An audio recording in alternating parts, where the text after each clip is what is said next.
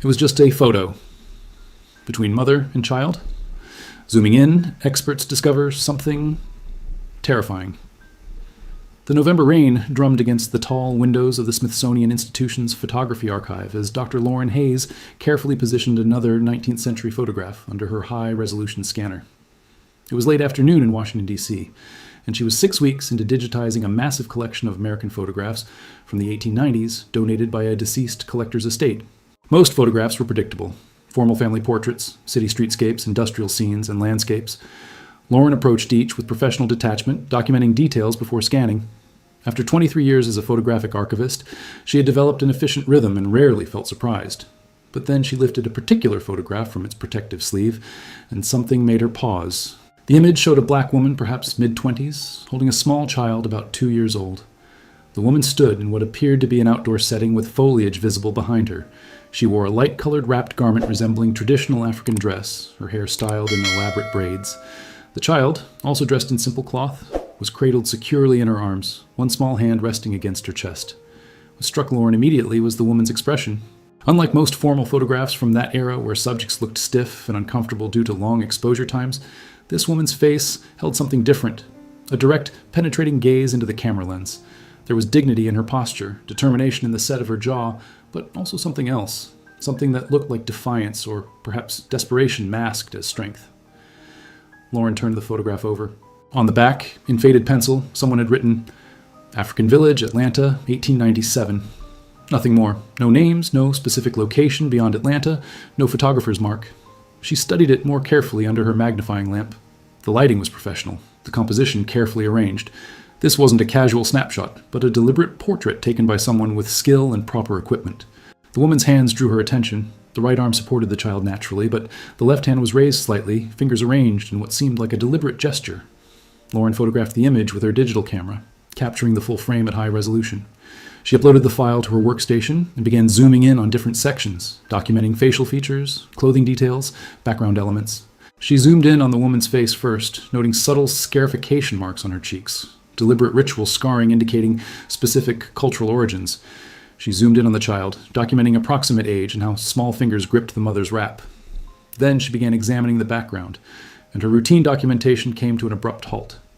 What had appeared as natural foliage and soft outdoor scenery revealed itself under magnification as something entirely different. Behind the woman and child, partially obscured but unmistakably present, was a metal fence. Not decorative, but heavy-gauge wire fencing used for containment. Beyond the fence, she could see blurred figures, white people in late Victorian clothing, standing and watching. At the edge of the frame, partially cut off but visible when magnified, was a wooden sign. Lauren adjusted the digital enhancement. The text became barely legible. Frickinville, Mission 10C. Her hands began trembling. This wasn't a simple portrait. This was a human zoo. Lauren sat motionless, staring at the magnified details on her screen. She had read about human zoos, the ethnological exhibitions, popular in America and Europe during the late 19th and early 20th centuries. She had seen references in historical texts, read scholarly articles about their role in promoting racist pseudoscience, but she had never actually handled a photograph from one. She adjusted the enhancement, increasing contrast and sharpness. The fence was clearly visible, running vertically through the background about 15 feet behind the subjects. Beyond it, multiple people dressed in late Victorian clothing stood watching. Some appeared to be pointing. One woman held what looked like a parasol. Several children were visible, their faces pressed close to the fence. At the far right edge, the wooden sign became clearer with adjustment. African Village, she could read. And below, admission 10 cents. The understanding crashed over her. This woman had been caged, put on display, forced to perform authenticity for crowds of white spectators who paid admission to gawk at human beings as if they were exotic animals. And she had been photographed holding her child in this nightmare. Lauren's first instinct was to call her supervisor, but she hesitated. She needed expert confirmation. She found Dr. Marcus Thornton's number, a historian at Howard University who specialized in African American history and documentation of racial violence. "Marcus, it's Lauren Hayes at the Smithsonian. I need you to come look at something. Today, if possible. I think I found documentation of a human zoo exhibition." 40 minutes later, Marcus arrived. Lauren had prepared a presentation, the original photograph at full size, then magnified sections showing the fence, the watching crowd, the partial sign. She also showed him the woman's left hand. Under magnification, it was clearly intentional, thumb crossed over her palm, 3 fingers extended at a specific angle, pinky finger bent inward. It looked like a sign, deliberate communication. Marcus studied the images in silence. His jaw tightened as he examined each detail. Finally, he sat back and removed his glasses. Where did this come from? A private collection, donated last year. There's minimal documentation, just that notation about Atlanta, 1897. Marcus pulled up references on his tablet. The Cotton States, an international exposition. It ran in Atlanta from September to December 1897. It was a major World's Fair celebrating the South's economic recovery. He scrolled through historical records. And yes, it featured ethnological villages, human zoos. They brought people from Africa, the Philippines, indigenous communities, and displayed them in constructed villages for white audiences to observe. He zoomed in on the woman's face. Look at her eyes, Lauren. She knows exactly what's being done to her. She's refusing to look away. That's resistance. What about her hand position? Marcus studied the gesture. I'm not certain, but it looks like it could be a communication sign. Many African cultures had complex systems of nonverbal communication. If she was trying to send a message, he looked at Lauren with determination. We need to find out who she was. This woman had a name, a home, a life before she was brought here and caged. We need to find out what happened to that child. Over the following week, Lauren and Marcus assembled a specialized research team. They needed expertise across multiple disciplines to trace what had happened and identify the people in the photograph. Dr. Patricia Chen joined first, a historian specializing in World's Fairs and international expositions, particularly their role in promoting imperialism and racist ideologies.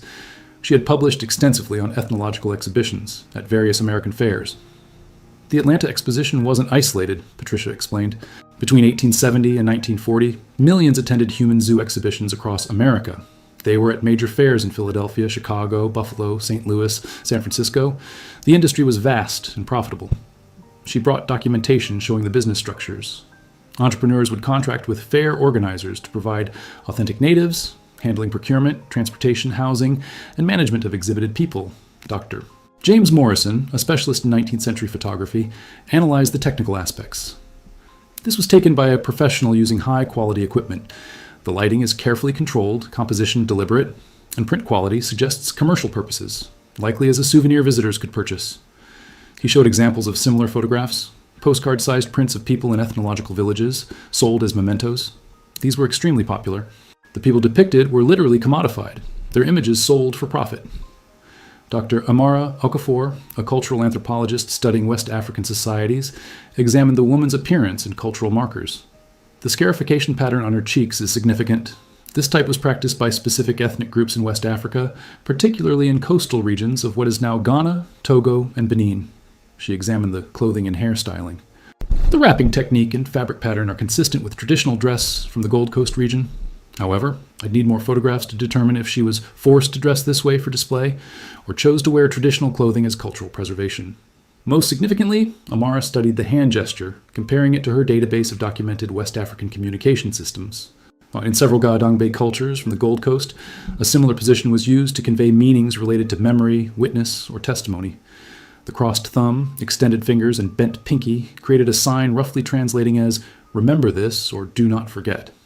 If she was making this sign deliberately, she was attempting to communicate something crucial. Jennifer Blake, their digital imaging specialist, enhanced different sections using advanced restoration software. She sharpened the blurred background enough to count approximately 15 distinct figures watching beyond the fence. She enhanced the sign to confirm African village and admission 10 cents. "This establishes it definitively," Marcus said. "This was paid exhibition. People were charged money to view human beings in cages." The team's next task was clear. Find historical records from the 1897 Atlanta Exposition that might identify the specific individuals, trace how they came to be there, and discover what happened after the exhibition ended. Patricia took the lead in searching for official records from the Cotton States and International Exposition. She traveled to Atlanta and spent days in archives at the Atlanta History Center, the Library of Congress, and Georgia State Archives. What she found was both illuminating and disturbing. The exposition's official records treated human exhibitions as just another attraction, with budget items for procurement of ethnological specimens and maintenance of native villages. The casual dehumanization in bureaucratic language was chilling. The breakthrough came when Patricia discovered personal business records of Captain Harrison Bradford, the entrepreneur who had contracted with exposition organizers to provide the African village display. Bradford's papers had been donated to a historical society by his descendants. filed away and largely unexamined. Bradford's records were extensive and methodical. He kept careful accounts of expenses and revenues, treating his trafficking operation as straightforward business. Patricia found contracts, shipping manifests, expense ledgers, and correspondence revealing how the system worked. In a November 1896 letter to the exposition's director, Bradford wrote, "I can guarantee delivery of 25 authentic African natives for your ethnological congress, including men, women, and children. My agents in the Gold Coast have identified suitable specimens from inland villages where natives retain primitive customs. Transportation and maintenance will be managed professionally. My fee is $3,000 plus 20% of souvenir photograph sales." The cold calculation, suitable specimens, primitive customs, maintenance, made Patricia physically ill. But these documents contained information needed to identify the woman and child. She found the shipping manifest for the vessel that brought Bradford's specimens to America. The merchant ship Providence departed Accra in the British Gold Coast on January 15, 1897, arriving in Charleston, South Carolina on March 3, 1897. The manifest listed 24 native passengers in custody of H. Bradford, with notation of men, women, and children of various ages, but no individual names beyond their collective designation as cargo. 24 people made that Atlantic crossing, 50 days at sea, held in custody of a man who saw them as inventory. Bradford's expense records showed he paid 600 British pounds to procurement agents in Africa, money used to deceive, coerce, or force people onto that ship. Further records showed Bradford transported the group from Charleston to Atlanta by train, arriving late March 1897. The exposition wouldn't open until September, meaning these people spent nearly 6 months in preparatory confinement. Bradford's notes referred to this as training and acclimation, instructing exhibited people on expected performances and how to present themselves to maximize authentic primitive appearance white audiences expected. Marcus found newspaper articles from Atlanta papers promoting the upcoming exhibition. One August article described, "Visitors will have rare opportunity to observe genuine African savages in their natural state, performing heathen rituals and demonstrating the vast gulf between civilized Christian society and the dark continent's primitive inhabitants." The racism was explicit and unashamed. These weren't presented as exploitation, but as educational opportunities for white Americans to confirm assumed superiority. The major breakthrough came from an unexpected source. Dr. Okafor had shared the photograph with colleagues in Ghana, asking if anyone recognized the scarification pattern or had information about people who disappeared in the late 1890s under circumstances matching human zoo recruitment. A community historian named Kwame Mensah from Teshie, outside Accra, responded with information that changed everything. His family's oral history included a painful story about a young woman named Amma Oderte, who vanished in early 1897 along with her infant daughter. The family had been told Amma would travel to America for cultural exchange, returning within a year with substantial payment. She never came back. Kwame sent detailed information passed through 4 generations. Amma was born in 1872 in Teshie, a Ga Adangbe fishing community. She married young to a fisherman named Tete. Their daughter Akosua was born in 1895. Amma was known for skill in traditional cloth dyeing and her strong voice. She often led songs during community ceremonies. In late 1896, British colonial agents working with local intermediaries came to coastal villages recruiting people for a cultural exposition in America. They promised good wages, claimed the visit would last only 6 months, and presented it as an opportunity to serve as cultural ambassadors. Agents specifically sought families with young children, saying it would make displays more authentic. Tete was suspicious and refused. But agents were persistent and offered what seemed enormous, enough money to support extended family for years. Under pressure from family members seeing financial opportunity, and reassured by other community members also going, Amma eventually agreed. She left Teshie in January 1897 with Akosua, not yet 2 years old. She was among 24 people from various Gold Coast communities who boarded the Providence. They were told they would return by year's end with promised payment. She never came back, Kwame wrote. Tete waited for years. He sent inquiries through colonial administrators, missionaries, anyone who might help. No one could tell him what happened. Eventually, he was told they probably died of disease in America. He remarried in 1902, but kept Amma's wedding cloth for the rest of his life, hoping she might return. This was confirmation they needed. The woman in the photograph was Amma Oderte from Teshie. The child was her daughter, Akosua. They hadn't been willing participants in cultural exchange. They had been deceived by recruitment agents working with traffickers, brought to America under false pretenses, and exhibited in a cage. Marcus found Amma and Akosua in Bradford's final accounting records, though not by name. After the exposition closed December 31st, 1897, Bradford was responsible for arranging return passage. His records showed he booked space on a ship departing Charleston January 20th, 1898, for 18 natives returning to Gold Coast. 18. He brought 24, but only 18 were going home. Records noted 3 deceased during exhibition period, consumption, fever, exposure. 3 children placed with local families by arrangement with exposition committee. Akosua was separated from Amma, Lauren realized with horror. They took the child. That's why only 18 returned. But this raised an agonizing question. Had Amma been among the 18 who returned, or one of the 3 who died? Records didn't specify individuals. Marcus spent weeks searching Atlanta city records, church archives, and newspaper announcements from late 1897 and early 1898, looking for mentions of African children placed with local families. What he found confirmed worst fears and revealed systematic cultural destruction. The Atlanta Constitution ran a notice December 28, 1897, days before the exposition closed. Several young children from the Ethnological Congress will be available for Christian adoption to suitable families. These unfortunate infants, whose parents are unable to care for them, will benefit greatly from proper American upbringing. The language was deliberately misleading. Unable to care for them implied neglect rather than forced separation. And Christian adoption suggested charity rather than cultural kidnapping. Cross-referencing notices with census records and city directories, Marcus identified 3 Atlanta families who suddenly had adopted black children of African origin between 1897 and 1900. One family stood out, Jonathan and Martha Prescott, a wealthy merchant family. The 1900 census listed them with a ward named Sarah, age approximately 5, born in Africa. If Akosua was about 2 in 1897, she would be about 5 in 1900. The timing matched perfectly. Patricia found more evidence in church records. First Presbyterian church records from January 1898 included a baptism entry. Sarah, ward of Jonathan and Martha Prescott, age estimated 3 years, native of Africa, received into Christian faith. The casual erasure was documented. Akosua's name replaced, her identity stripped, her connection to her mother severed and replaced with Christian baptism. Martha Prescott had written to her sister about the adoption. Patricia found the letter. "We have taken in a little native girl from the exposition. She is quite young and speaks only savage gibberish. We have named her Sarah and will raise her as a Christian servant. Jonathan thinks we are performing great charitable service." The cruelty was casual and unexamined. Akosua's Ga language dismissed as gibberish, her future predetermined as servitude, her forced separation framed as charitable rescue. This was cultural genocide, disguised as Christian benevolence. The most painful discovery came when Marcus found Bradford's complete accounting. January 10th, 1898. Entry read, 18 natives departed Charleston for return passage to Gold Coast. Advance payment received, children separated per arrangement. No further responsibility. Marcus cross-referenced this with the return voyage manifest.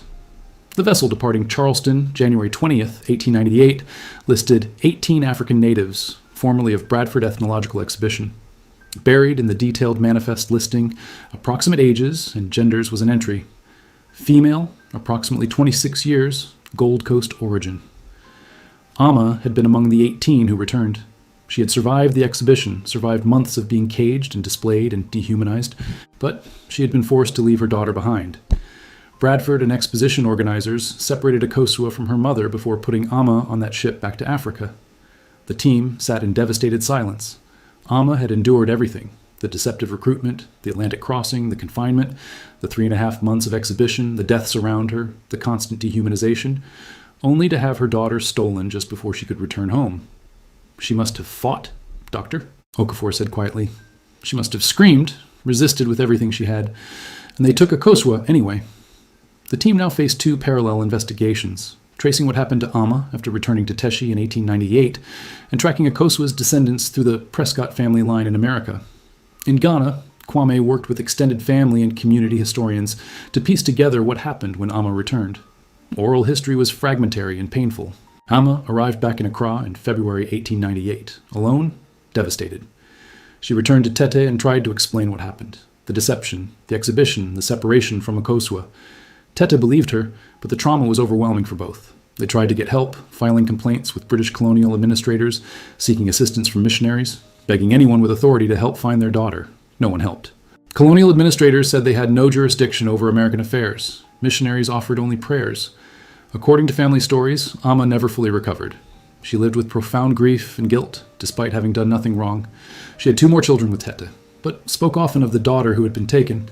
She died in 1924 at age 52, not old, but worn down by decades of carrying unbearable loss. Her descendants are here, Kwame wrote. Tete and Amma's later children had families. I am descended from their son, born in 1902. There are dozens of us.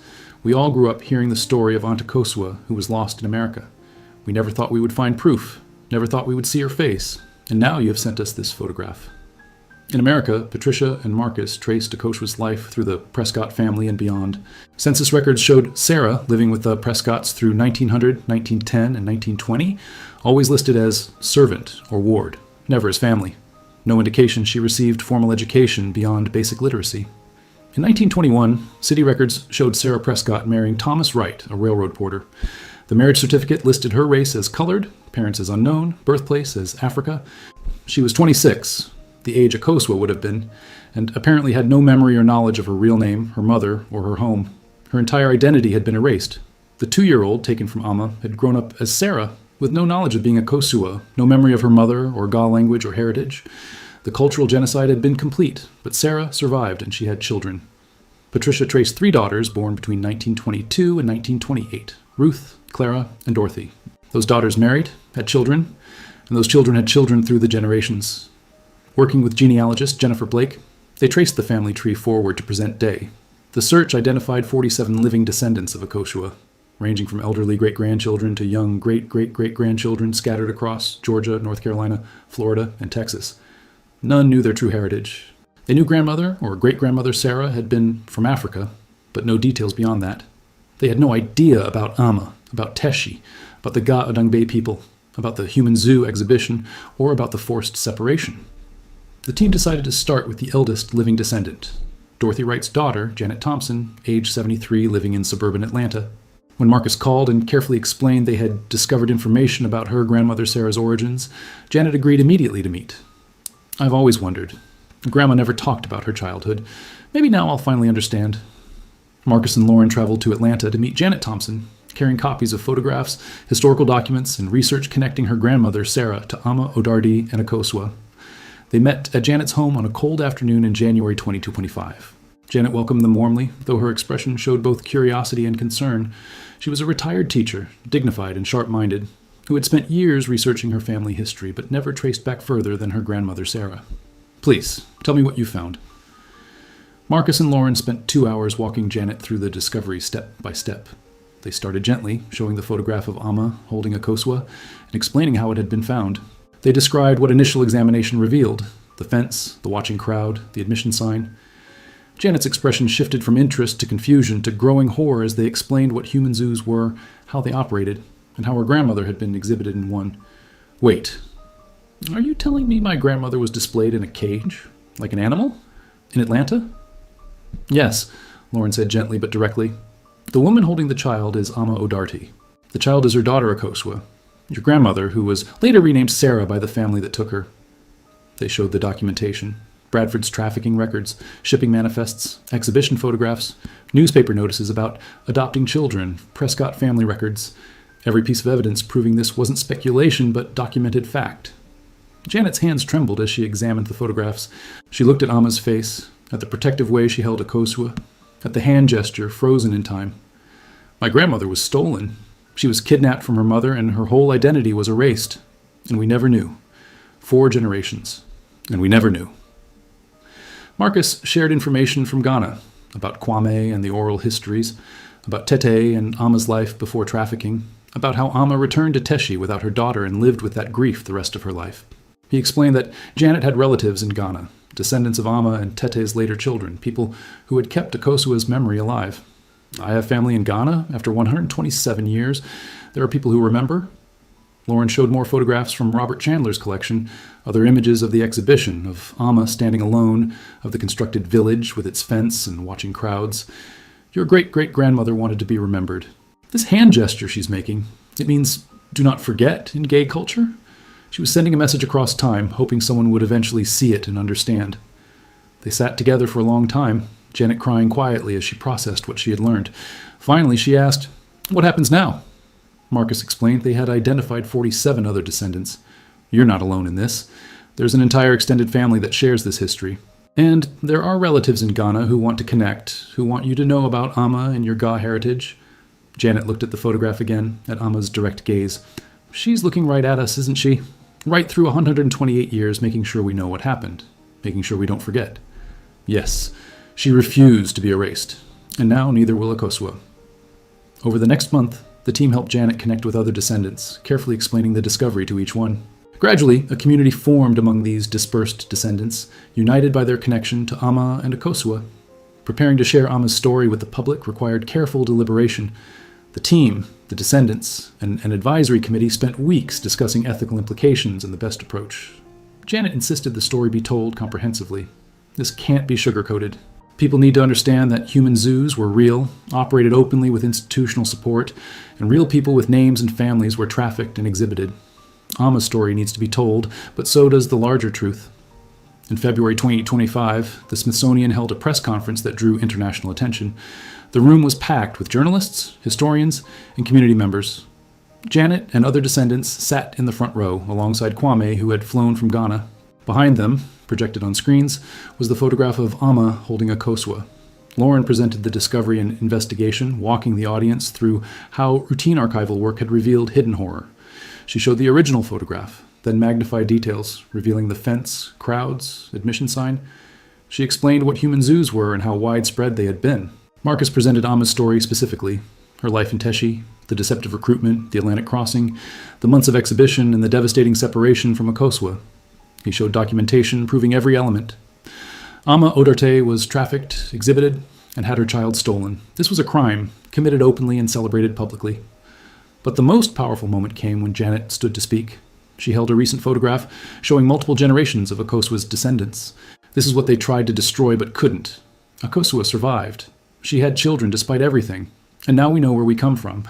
We know Amma's name. We know about Teshi and the Ga people and our true heritage. She turned to look at Amma's image on the screen. My great-great-grandmother made that hand gesture. Do not forget, and we won't. We will remember. We will make sure America remembers what was done in the name of entertainment and education. The story spread rapidly. Within days, it was international news. The photograph appeared everywhere, accompanied by headlines about America's forgotten shame. Public response was intense. Many shocked to learn human zoos had existed, others sharing family stories. Museums and archives across America began re-examining their collections for similar photographs and documentation.